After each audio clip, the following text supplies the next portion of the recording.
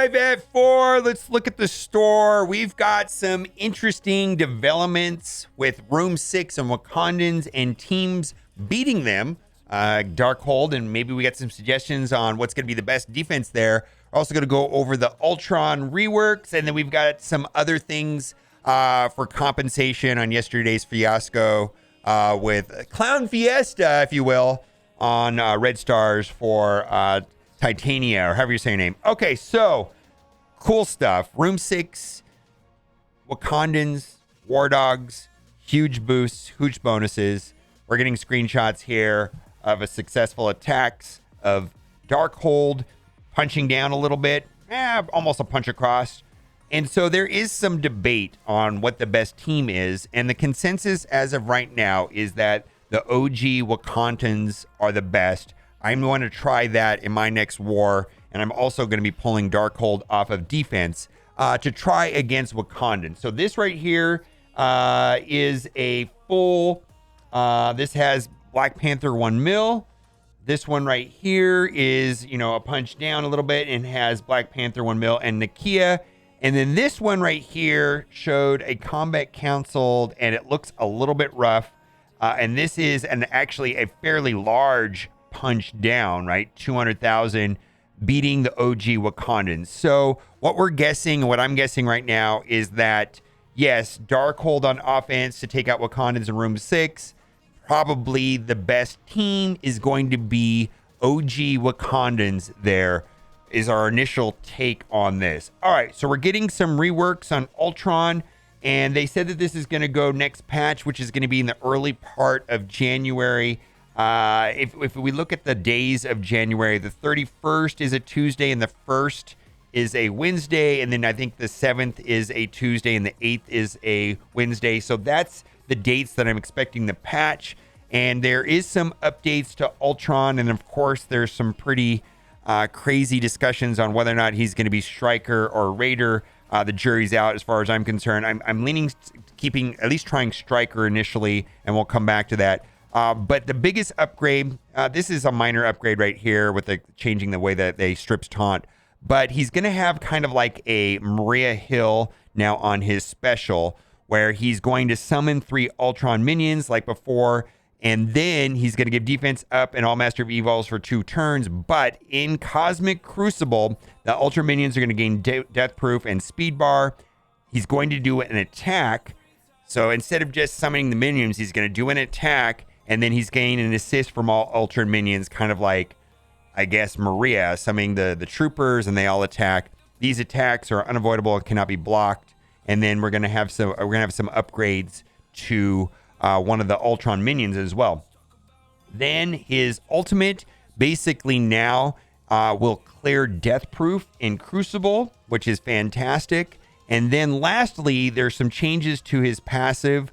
If this character has 4 or more Master of Evil allies, gain 30% crit damage. It's worth noting that Kang also takes the chance out of the equation by allowing his Master of Evils to reach 100% crit chance. I think there's some stipulations to that.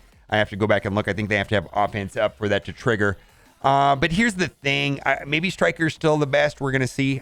We need some testing, because you don't crit when you hit a deflect or a block, because there's just no crits on that. And so why not have the damage always like you do on Striker? So that's also very interesting. So this looks like a significant upgrade. And then also on the Fabricator, which I guess, if I'm correct, that's the green minion. They just changed the way the healing works. We're just going to read the new text. Heal the most 4 non-injured Master of Evil allies for 15% health. But I'm guessing that you're going to be playing on a team of all Master of Evil's allies, and basically it's a heal self and all Master of Evil allies for 25% of this character's max health, and apply a regeneration for 2 turns, and then clear 4 negative effects for himself and all Master of Evil allies. Seems very, very, very good. Yesterday, there was a fairly significant screw up, which I talked about in yesterday's video. Titania not featured in Red Star Orbs. And there was about an hour and 10 minutes where there was no red stars for her, even though the in-game notification said that she was there. The banner was correct, though, right?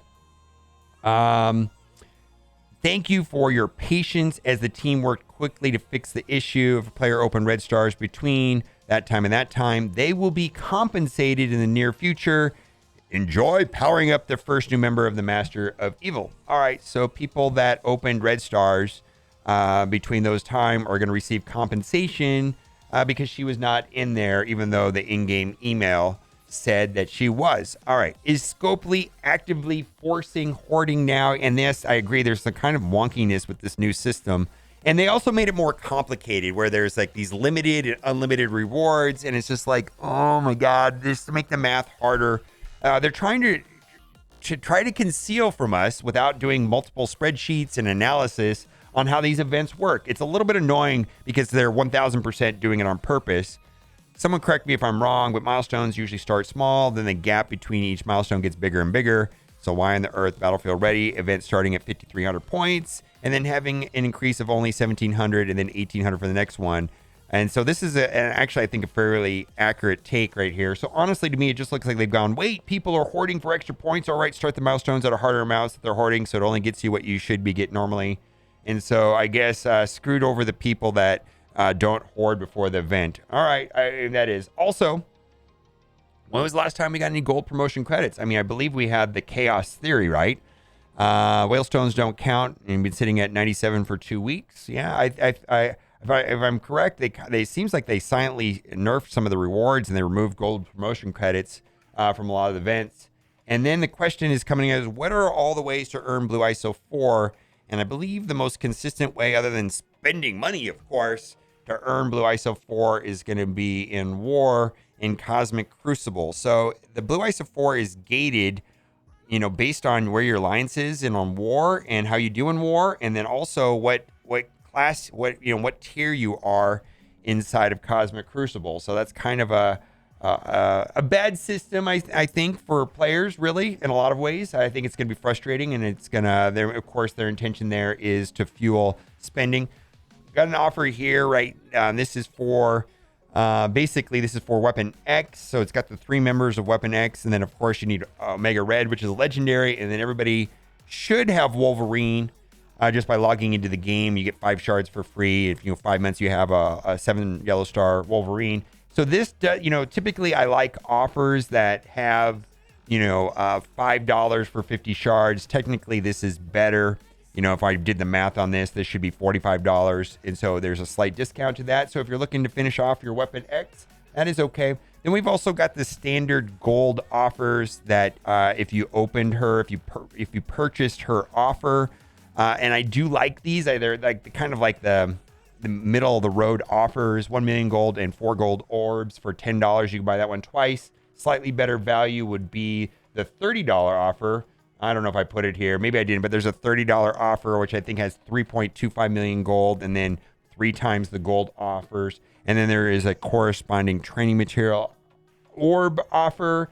And I think that is fine too. And there's one for $10 and $30. And I don't think they're amazing deals or anything like that. I just think they're fine.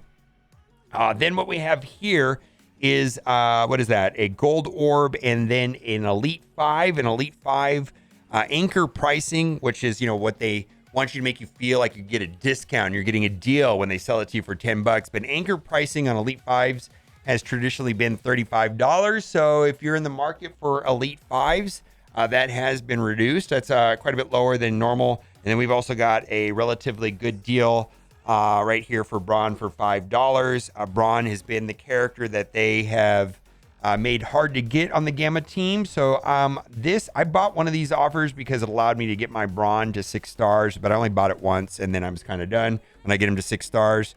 Also, daily investment. We talk about this every day that this event's been running. We've got 200,000 gold for 600,000 points. Actually, for me, I have been buying the orb, which is just working out for me because I actually like the contents of the orb. They actually have been helping me getting some characters to gear tier 17. It's 500,000 gold for 600,000 points. So I feel the way I look at it is like I'm spending 300,000 more gold than this right here, but I'm actually getting some